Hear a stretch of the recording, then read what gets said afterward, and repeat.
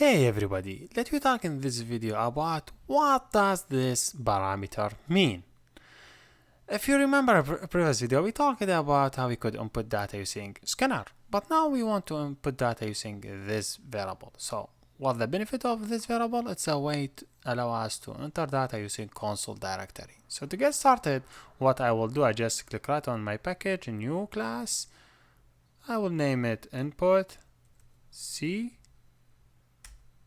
Then I implement this method. Just have two bracket and put open and close. So what does that mean? That means there is number of argument will be entered from the screen. It will be saved inside the array. I could access to any element in that array. So imagine first argument will be name. So I will define string name equal first argument in this array. So I will say array for 0. That means first argument in the input screen. You could print it also. I say system.o, then I will say print for name, then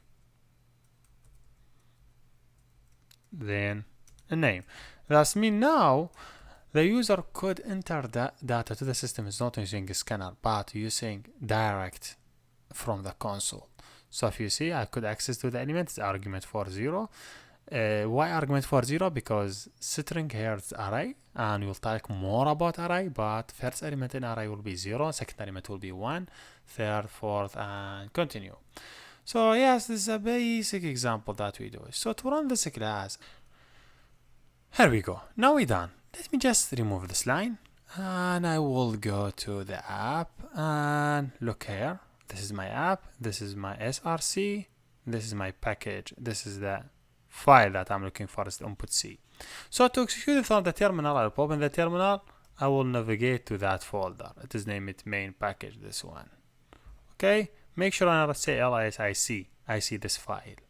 So just let me just go inside the folder, I will tell you what I will do. So first of all, I will say Java C, because I need to compile my file, sorry. So input C.java. So here you go. If you see input C, that was Java. Now I have input C.class. Class, that means compiled file for my file. Now I want to run. I will say Java, then input C, then I give it the input. What the input should be? All the input will goes under this array.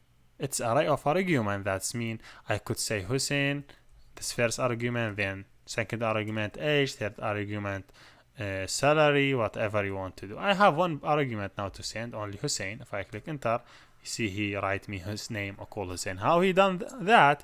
When he get argument, have only one argument, it's Hussein. He take Hussein, and it's argument for 0. He added, and then he display it. As I told you, you imagine you have two parameters. So I mean age, then argument 1 will be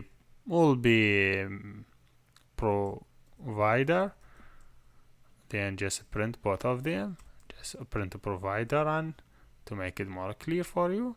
Now I just update it, so make sure when you update it, just compile it first. So make sure Java C for input, compile it again, then name, I have Java C input Hussein, then compiler Jana or provider Jana.